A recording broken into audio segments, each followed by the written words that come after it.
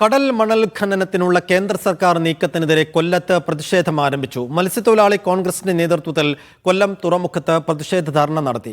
കടൽ ഖനനത്തിനെതിരെ നിയമസഭ ഒറ്റക്കെട്ടായി പ്രമേയം പാസാക്കണമെന്ന് TN പ്രതാപൻ ആവശ്യപ്പെട്ടു.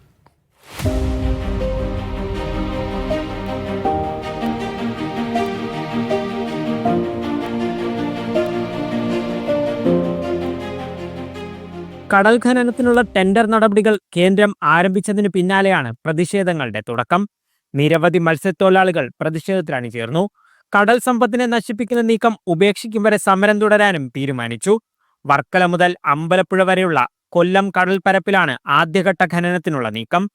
കടൽ ഖനന വിഷയത്തിൽ മുഖ്യമന്ത്രി പിണറായി വിജയൻ മൗനം വെടിയണമെന്ന് TN പ്രതാപൻ ആവശ്യപ്പെട്ടു. കേരള ഗവൺമെന്റിനുള്ള അഭ്യർത്ഥന, കേരള ഗവൺമെന്റ് ഈ കാര്യത്തിൽ നിർബന്ധമായും കേരളത്തിന്റെ പൊതുവികാരം കേന്ദ്രത്തെ അറിയിക്കണം. കേരളത്തിന്റെ തീരക്കടലിൽ കൂടെ അല്ലാതെ ഈ കമ്പനികൾക്ക് അങ്ങോട്ട് പോകാൻ പറ്റൂലല്ലോ. അത് നമുക്ക് തടുക്കണം. നിയമസഭ ഐക്യകണ്ഠേന പ്രമേയം പാസ്സാക്കണം. ഈ കാര്യത്തിൽ മുഖ്യമന്ത്രി തന്നെ ഗവൺമെന്റിന്റെ അഭിപ്രായം പരസ്യമായി പ്രകടിപ്പിക്കുമെന്ന് ഞങ്ങൾ വിശ്വസിക്കുകയാണ്. അത് ഞങ്ങൾ കാത്തിരിക്കുകയാണ്. അദാനിക്ക് വേണ്ടിയാണ് കേന്ദ്ര സർക്കാരിന്റെ നീക്കമെന്ന ആരോപണവും ഉയർന്നു.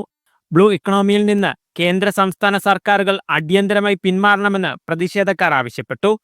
കടൽ ഖനനത്തിനെതിരെ CITU മത്സ്യത്തൊഴിലാളി ഫെഡറേഷന്റെ പ്രതിഷേധം ഫെബ്രുവരി 8 കൊല്ലം ബീച്ചിൽ നടക്കും. മീഡിയ 1 കൊല്ലം.